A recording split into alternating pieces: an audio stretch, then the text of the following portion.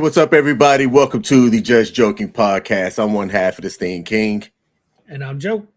and we are here today to talk about the medication masking crisis that occurred just here recently and the reversal that got flipped on his head after the public outcry. Joe, you and I are both veterans. How's your VA healthcare? Be as honest as you can about it.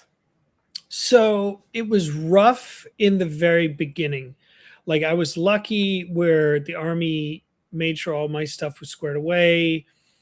Going through the wounded warrior process and everything while you're in the military is complicated. Wasn't perfect, but they got me pretty squared away with the VA. So my benefits started pretty quickly, but it was very incomplete.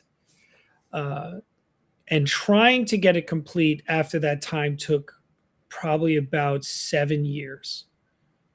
So for the folks who are still in and all that stuff, get it done while you're in, because when you're out, it's like pulling teeth. And that's not that my care was ever truly bad when I got out. Okay. There were a lot of dropped things with the VA until I honestly would say that this current administration's first administration was when the VA started to really change a little bit. Mm-hmm. And that's when I noticed a big change, and like suddenly things that I tried to get done for years started to actually get done. It hasn't always been perfect, but it hasn't been horrible. Obviously we've heard about these cases where people go and they hurt themselves, at the hospitals to show that the VA's just been failing them. Thankfully, that hasn't happened to me, but I recognize that the VA has been deeply flawed in the past, but I'm doing okay now. Okay, good. Yeah. Now let's level set a bit for some people. Joe's a veteran. I'm also a veteran as well. There are things that our government has said and done and promised that as long as you qualify, there's certain, just because you served, it doesn't mean that you're just automatically entitled to certain things. Yeah. For example, the biggest thing really, and this isn't a catch-all, this isn't a deep dive into benefits and healthcare for veterans. This is just kind of an overview, if you will.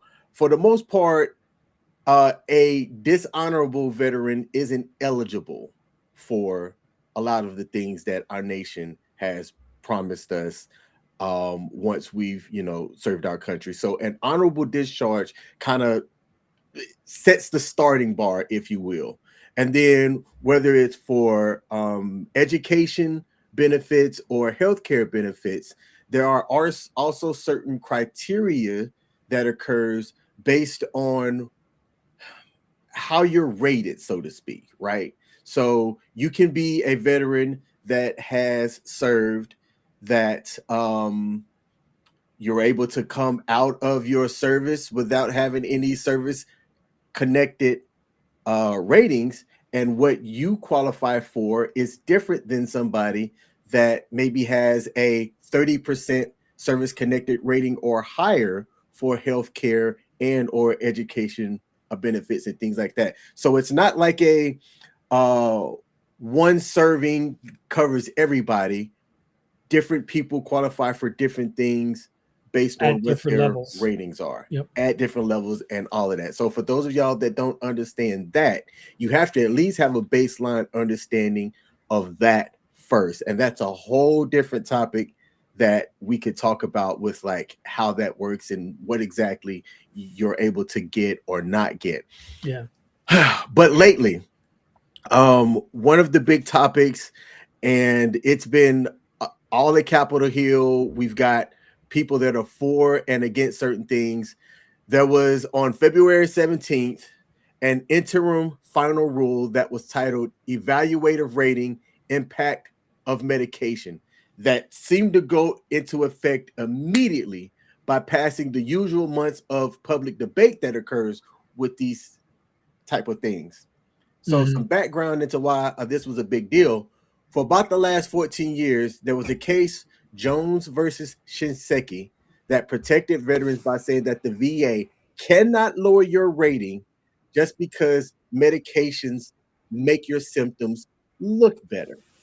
The VA was basically required to look at your baseline, a disability, and assess you based on how your symptoms were on the worst day without pills or medication. This new rule that went into effect on February 17th that had a lot of people talking basically flipped that, and it directed examiners to rate you based on your actual functional impairment at the time of your exam. If your blood pressure is normal because of those pills, or if your PTSD, anxiety is managed by meds, the VA was now taking a look at that and saying, well, there is no impact because it's managed by these medications. So a 70% rating may look like a 10% rating now because the impairment at that time of the exam was kind of null and void because of the medication that you were taking. And a lot of people are going, whoa, whoa, whoa, whoa, whoa. Yeah, this is how you see me now. Yeah. In this one instance on a good day, but when you take a look and you zoom out overall, the impact that this has on my life is different. Yep. And a lot of people came back and said, hold up, hold up, wait a minute. Hold up, wait. Now, what do you think that the community's take was against it? And by the community, I'm specifically saying the veteran community. Were they for it or against it, and why? I mean, I'd love to hear what the community thinks, but I mean, obviously, every veteran on the planet just collectively was like, what the actual fuck? I think some of the advocacy groups, if people follow some of them, Wounded Warrior Project, Grunstyle Foundation, people like that, they would have seen the first thought that comes to us who are thinking not just about ourselves, but about others, is that people would stop taking their medications so that the VA could see just how bad it is. And that's problematic because of how much damage that could do to the veteran before they could get back on the medication, and potentially leading to death, potentially leading to a criminal record because of like chaotic thoughts and behaviors, or traumas coming back up at inopportune times, which is how trauma operates. Not to mention how many veterans might kill themselves, and that's scary. I know we can't say that sort of thing on the algorithm, but the simple fact of the matter is service members and veterans have been harming themselves because they feel like nobody's there to help them, nobody's there to protect them, and everybody in this country, is always like, "Thank you for your service, but I don't want to pay for what we asked you to do." Thank you for your service. Here's 10% off at fucking Chipotle, but we don't want to pay you your disability ratings. I mean, it's as simple as this performative keeps coming up. This performative, we care about you, but we don't want to take care of you thing is really starting to rear its ugly head. We go back a few episodes to a few years ago when we first started this show, and then we stopped for a while.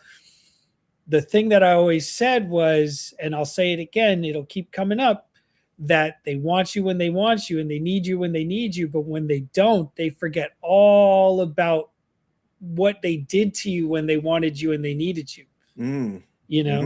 I said once the war ended and we pulled out of Afghanistan, whether it was clean or not, they were going to start forgetting all the things we did and all it took from us, because we're not at war right now.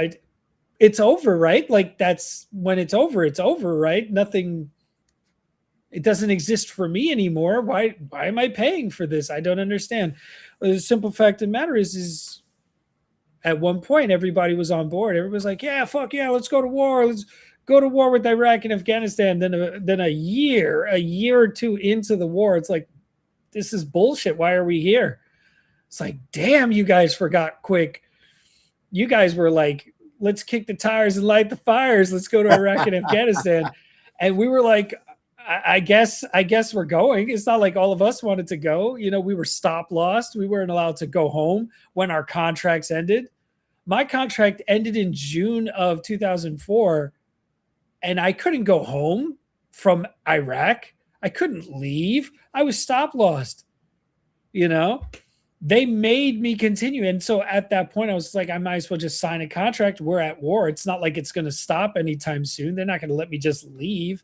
So I stayed, and I'm happy I stayed. Don't get me wrong. But they're so quick to forget that they were on board in the beginning. Mm-hmm. And then, 20 something years later, they're like, well, the war's over. I don't want to keep paying for you. They ordered the pizza, but they don't want to look back at the receipts, 10 years later and be like, I shouldn't keep thinking about this pizza I ordered 20 years ago. Right? This one's a tough one, man. This one's a tough one. You know what's interesting is that you covered two of the main things. So I went and I did the research, aka asked the Googles, what were the top three things that the veteran community who were primarily against it, what they would say. And you hit two of the three things just off the rip. The first one was incentive to quit meds. The biggest fear is that the vets would stop taking those life-saving meds like the antidepressants, heart pills, and things like that, just to ensure that they could get a fair rating on their exam. And that could have long-lasting effects, or not even long-lasting effects. Sometimes people don't understand just that snapshot in history, whether you choose to go left or you choose to go right, can change your life in that one instance, that one moment. And people sometimes forget about that. Yep. So there was the incentive to quit your meds. And this one was something that I didn't necessarily think about, that when it was presented, I said, yo, that's a good way of looking at it. In that it's a slippery slope. Advocates would argue that this is just like saying that a veteran in a wheelchair is less disabled because they can move around. The injury is still there, right? But the technology or the mask just simply mask it, or the technology and meds, I'm sorry, just mask it. So they're not really disabled because they can still move around because they got the wheelchair. That's basically what the VA is saying about those medications. And the part that I find to be really funny is the official statement, the walk back, was that this wouldn't be enacted and stuff like that. But in another statement, they claim that this is common practice. This has been practice for 30 years. They just needed to reformalize it. I'm like, that doesn't sound accurate at all, especially once they release that statement. And then the VA secretary comes out only a day later and says, we are not going to enact this. We are not going to put it into play. Yeah. Yep. So I'm is. showing on the screen right here the first part of what Joe just said. When this came out, direct from the VA Secretary Doug Collins said, this is fake news, what the Democrats won't tell you. And it's so he had to make it say because this was the House Veterans Affairs Democrats that posted it. All right, I'll be fair and say that. But he said this rule simply formalizes the VA's longstanding practice since 1958 of determining disability ratings based on veteran service-related disabilities and any medications they are taking to treat those disabilities. This rule will have no impact on any current veterans disability rating. Future disability ratings are affected. Yes. So how does that make sense then? If this is formalizing what they've always done, why do you have to say it's not going to affect previous VA disability ratings, but that omits the fact that it affects future VA ratings? So it affects future VA ratings, but this is a formalized practice. It shouldn't have any effect at all. Do you see what I mean? It's like you got to think about what you're saying before you say it, because there's so much underneath all this and I mean, the House Veteran Affairs Democrats, they can say whatever they want to and whatever they're saying there. I mean, they're probably for this while also crapping on Secretary Collins. Secretary Collins is not the whole VA. He is an individual chair. He does make decisions, but he's not the whole VA. So they can be mad at him. But the policymakers started this. Mm-hmm. And those policymakers report to the same people on those House Veterans Affairs committees. Those House Veterans Affairs committees are the ones making the decisions that affect the VA. And then when the VA has to enact what the Veterans Affairs committees decide, then the committees are like, no, Secretary, make that make sense. You know what I mean? Make that make sense. And the part that Secretary Collins, in my opinion, got wrong, said the longstanding practice since 1958. I think that, to me, Jones versus Shinseki, when you zoom out, that was 2012. When you zoom out, that case to me makes sense. To me, it does not seem right, fair. I don't know the right word to take the effects that somebody may show or present within a 15-minute window that you're evaluating them, to say that, well, based on them taking meds and me looking at them now, that this won't have a lasting impact on this person's ability to go out and do XYZ. Yeah. I mean, when we started this, we did a couple of episodes where we talked about our mental health. We talked about what it's like to have disabilities like ours. We were very open, very candid. And in that time, you and I have changed dramatically. Mm-hmm. But you know me in real life outside of this whole thing. You know where I was back then and where I am now, right? There's a dramatic difference. Now, does that mean my disability has subsided? No, absolutely not. I still struggle with the same things. I still take loads of medications. I still have lots of therapy. And without those things, I fall apart. Not to mention that I'm still not a fully functioning member of society as much as I want to be. Mm-hmm. Those impact things, and those, when you improve, you're still not healed. You're still struggling. The struggle looks different. You're able to put on a facade better. And if anybody has ever served in the military, they know that that facade is the thing we show to the normal Americans, the non-military people in the world on a daily basis. We put on the best face we can and we pretend as good as we can, but we're struggling on a daily basis. Mm-hmm. My traumatic brain injury doesn't go away. My migraines don't get less than, I take medication where I actively have to not do anything. I have to sleep, because if I don't sleep, I'll pass out. You know what I mean? And that's happened to me. Like, I thought, okay, the migraine medication is going to help. I'm going to go do stuff. And I fainted. And I was like, that's not going to happen again. I'm going to go lay down. I was wondering why your face looked like that. No, I'm just playing.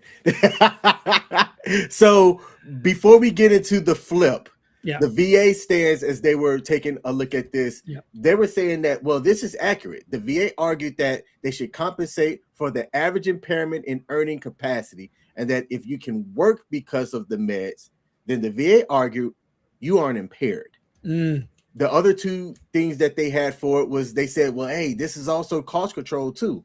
The VA estimated that this could save $100 million per year by preventing hypothetical ratings for symptoms that aren't currently active. And they also said that, this is about efficiency as well. They claimed that following the old court rules for the 350,000 plus pending claims would create a massive administrative backlog. And every time you hear Secretary Collins speak down in Congress or speak to the public, he's always talking about the improvement of the backlog and things like that, which let me be clear. From what I've seen, just looking at the numbers, they have put a dent into the backlog. So, hey, bravo to them. If I had a sound effect, I'd play it right now, give them their congratulations. And I don't think they're doing it at a detriment to what was promised and what has been signed into law and entitled to the veterans. Some people are saying that, well, yeah, they are getting through the backlog by denying. I think that the process is good where it's at. There's no flawless process that's out there. I think we do need a little bit more resources because words on the street are saying for education benefits, some people are having a hard time getting a hold of their like voc rehab counselors, or they always seem to be too busy, or it takes longer than 8 to 9 days to hear back from somebody. There was a story that just came out yesterday down in Atlanta where a veteran who was living in a rural area. So that's one thing that's working against him. Let me just say that very clearly. Living in a rural area, drove 2 hours to go to the emergency room for a service connected rating that he had. So he was eligible to use this ER system. Waited over 8 hours until he got seen by a doctor. And then 4 hours from that, had a little bit of back and forth on some things that he didn't like. So he just pulled out his IV and left. And this story has it caused an IG incident, the whole nine. I read the report. It wasn't good. But it's not like, let me also say this too, for one of the largest federal agencies that are out there that are serving a massive amount of people, I don't think it can be perfect, but you can't be wrong about certain things. And healthcare is one of those things that to me, you just can't get wrong. So the problem with this is it's a lose-lose scenario for the VA. Why do you say that? So the VA's got to do their absolute best. They have to. The VA has to do their best. To do anything less than their best is to fail the veteran. And everybody in this country, from the politicians to the average American, they're constantly talking about how much they support the veterans, right? Mm-hmm. So put your money where your mouth is. So either we say it and we mean it all the time, or we say it and we don't mean it any of the time. Stop forgetting where your priorities are. We want to save money in this country. Cool. Cut bullshit out, not healthcare. Average Americans are complaining about healthcare every day of the week. So what? We're less than you? We deserve less than you? You don't like that your money has to go to us? It's our money too. Our money's going to us. It's not going to, it's not coming from nowhere. Veterans are not exempt from the same taxes as you are. You know what I mean? Mm-hmm. And it's just one of those things where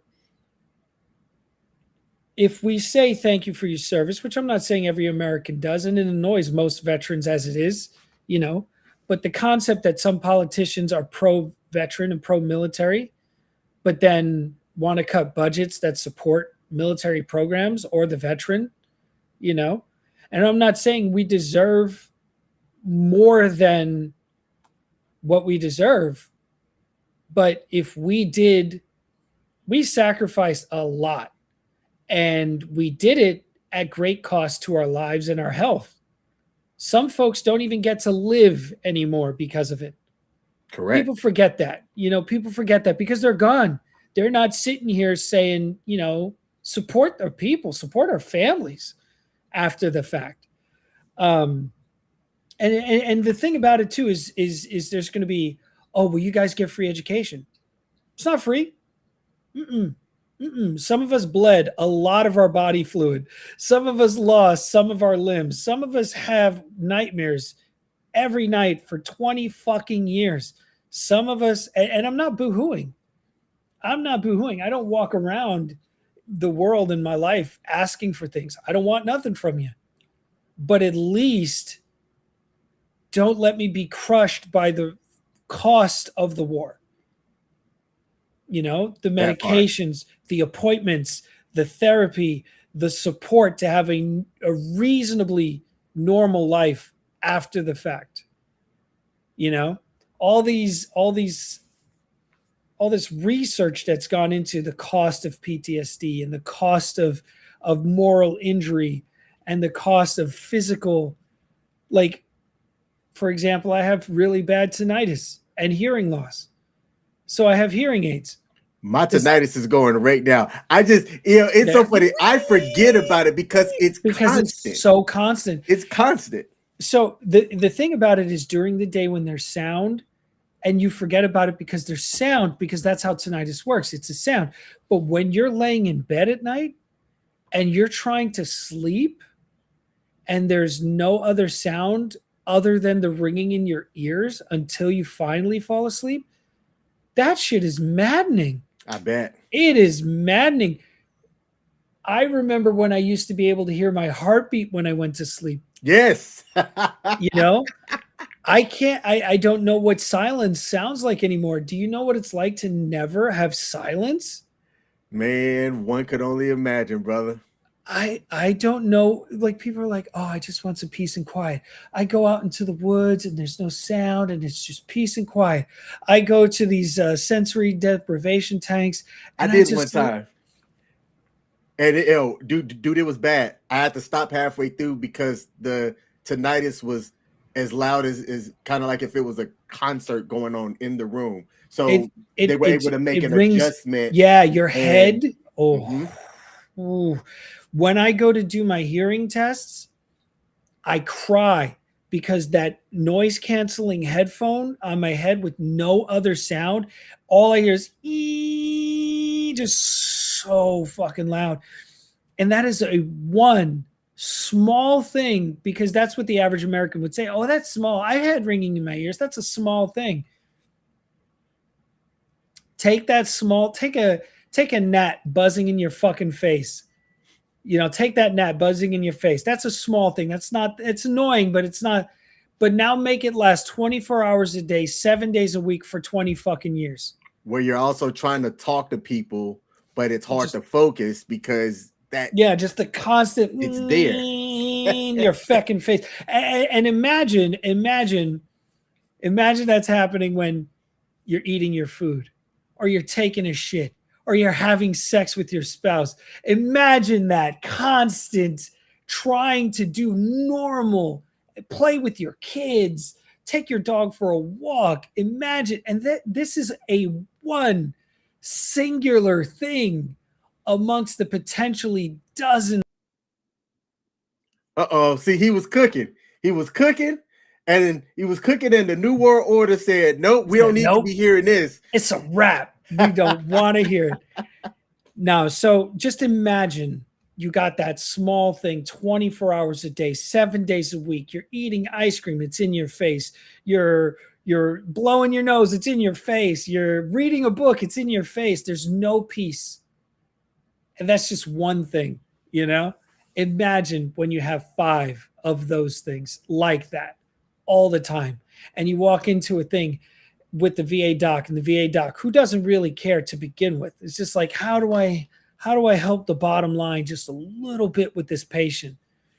And you're just trying to I'm tough, I'm strong, I can do this. And you put your best face forward and they're like, how are you today? And you want to wring their goddamn neck for asking. They should know. They're in the VA. They know what it's like. A lot of them are veterans too. Some of them are not. But they know what the 40 other patients they dealt with over the last 2 weeks have said. It sucks. Life is hard. Life is hard on a normal day for normal people who have never been to war and never inflicted their bodies with all this shit. Ooh. Does that not sound like that? A little bit of pent up resentment and anger, just a little bit. Exactly. Now, a couple of days after the VA came out initially said that, there was about 60 hours of pure chaos between veterans advocates groups, people in high places, people in low places, not low being less than, just the average person. Yeah. Across all social media, Capitol Hill, on the news, everybody, everywhere. There was at one point somebody had amassed over 10,000 angry comments on just the Federal Register alone, and a lawsuit that was filed by a Vietnam veteran, Laffin, which is Laffin versus VA, that was just filed in federal court this week.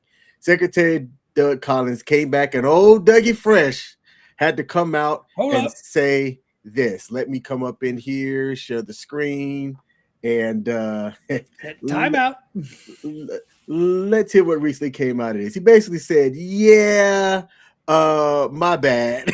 Effective immediately, the VA is halting enforcement of the interim final rule, evaluative rating impact of medication. VA issued the rule to clarify existing policy and protect veterans' benefits in the wake of an ongoing court action. But many interpreted the rule as something that could result in adverse consequences. While the VA does not agree with the way that this rule has been characterized, the department always takes veterans' concerns seriously. To alleviate these concerns, VA will continue to collect the public comments regarding the rule, but it will not be enforced at any time in the future. That's a lie. Under my leadership, VA is ensuring that everyone applying for benefits receives everything they have earned as quickly and conveniently as possible. This includes reducing the backlog of veterans waiting for benefits by more than 60%. We will continue these improvements on behalf of the Americans, veterans, families, caregivers, and survivors. But So that the isn't what VA, he said. That isn't what they said in the other thing. How could you halt enforcement of the interim final rule if this wasn't a new rule? You've already been doing this since 1958. exactly. Gotcha, So, bitch. yep. And I was like, wait. So basically, it's paused, not rescinded. It's paused until you forget about it. Until we release those alien files and you're distracted. Look over here. We're releasing alien documents. Right? Or we'll just, let's go to war with Iran real quick. So hold up. And focus on that. Hold on. I got this war coming up. People over here. I got this war coming up. And they're just going to completely forget about this. And that's when we'll do this.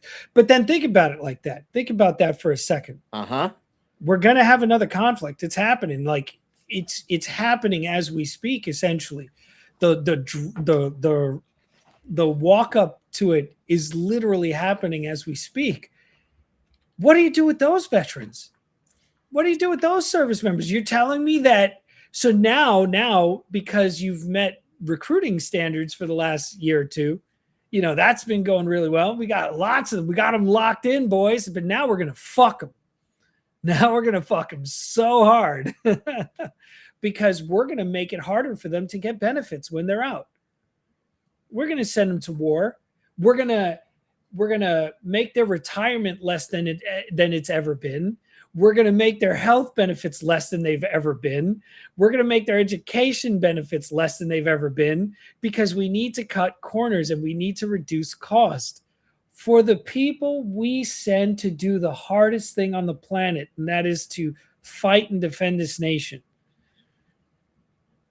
Do they do that to all the special forces guys too? Is that what we do now? Is that what we do to these people? We put on cereal boxes, essentially. We make movies about these guys, about being the best and brightest of America, and then we're just not going to live up to our commitment to them because life is a little bit harder.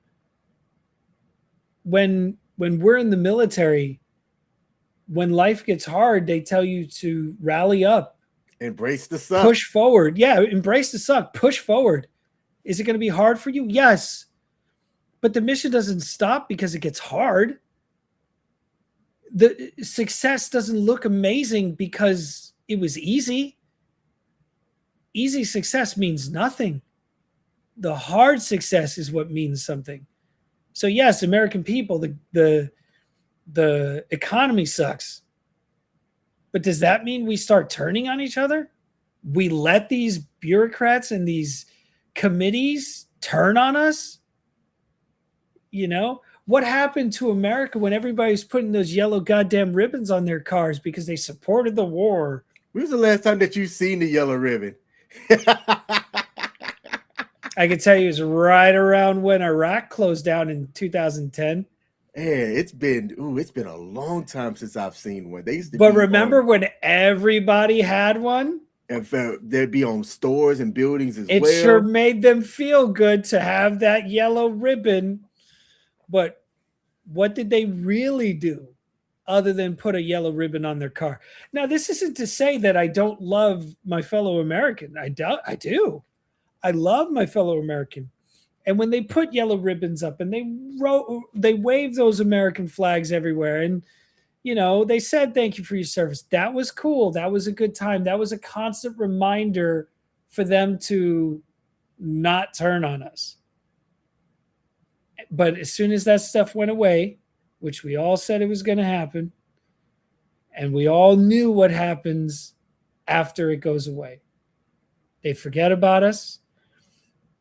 When budgets start coming up, they're like, whoa, why are we spending so much money on these veterans? I don't understand why. Because they forget the why, and times get hard. And the average American doesn't want to sacrifice when time gets hard. We do. We're the constant brunt of every sacrifice in this country. We did it when we were in, we do it when we're out. I'm glad enough people spoke up this time around, but it's only a matter of time before this happens again. Man, and that's the thing. I don't disagree with you. So here's where we stand as of now. And to the viewers and listeners out there, I'd like for y'all to weigh in as well.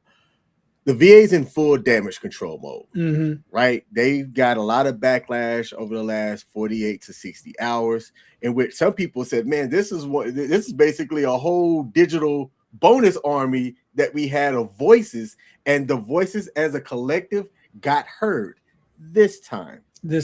So while the rule is not paused, it's also not dead either. The public comment period is going to be open until April 20th, 2026.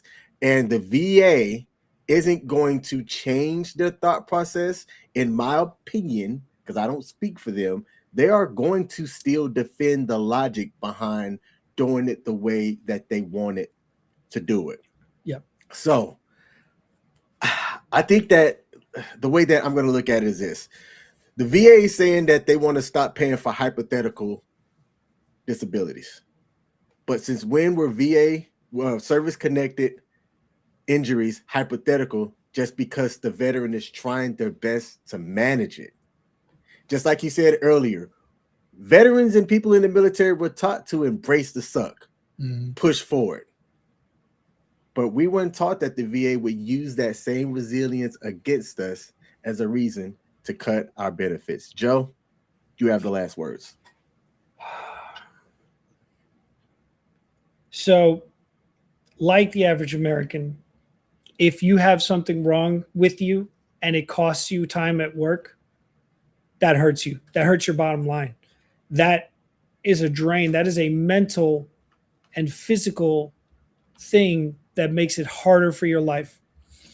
Now take that and then add war experience that took from you more. Compound that, add it together, subtract normal life from that. And then, so put yourself in the position of what that veteran could potentially be going through. And I'm not saying there's no totalities here. Some veterans have sprained ankles. Some veterans broke a bone in their body. But some have lost entire limbs.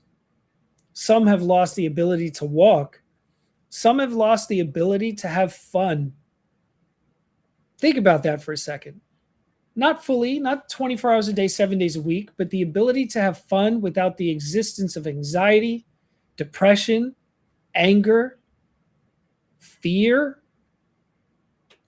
And that is something that they're working very hard to fix, because they don't want to be the guy or gal that you see on the news that hurt somebody or committed a crime because they couldn't manage their impulse. They couldn't manage their fear, sadness, or happiness, or anything. You know what that would be like for you. Don't expect more from us than you would of yourself. And don't forget the promises we all made as a country to our veteran. This isn't just about us as a veteran. If you are a veteran or if you care about one, we have an assignment for you in the description box below and on the if there's a pinned comment section wherever you catch this at, there's going to be a link. You have until April 20th to let your voice be heard. Don't just vent. Tell them how the medication manages those symptoms and that it doesn't just cure that service connected injury. Put everything out there so that your voice can be heard and we can fight back. I'm Joe. I'm King. I'm Joe. That's Joe. This face is way too pretty to be Joe. Ah. And this is the Just Joking podcast. We're out. Peace.